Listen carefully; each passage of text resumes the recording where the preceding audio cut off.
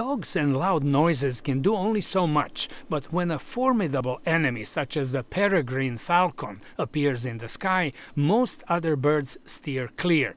And it doesn't matter whether the falcon is real or a robot, as long as it has flapping instead of fixed wings. If a bird of prey is in the area, but it's just soaring around, it's just gliding in the air, it's not flapping its wings, it's most certainly just observing, it's not actively hunting. So other birds, they notice it, they see it, they'll be on high alert, but that's about it.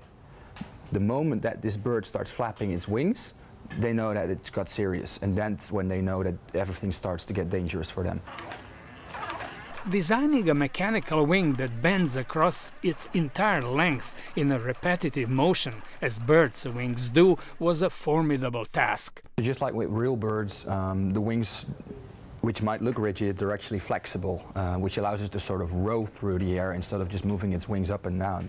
And this allows it to actually generate not only the lift, but also the thrust that it needs to go forward.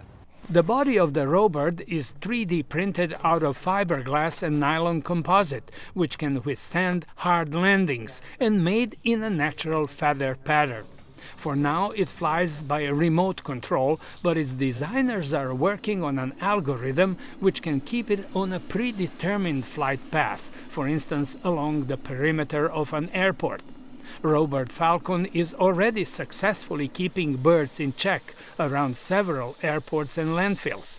Its next iteration, a North American bald eagle capable of scaring bigger birds, will be available soon. George Putic, VOA News.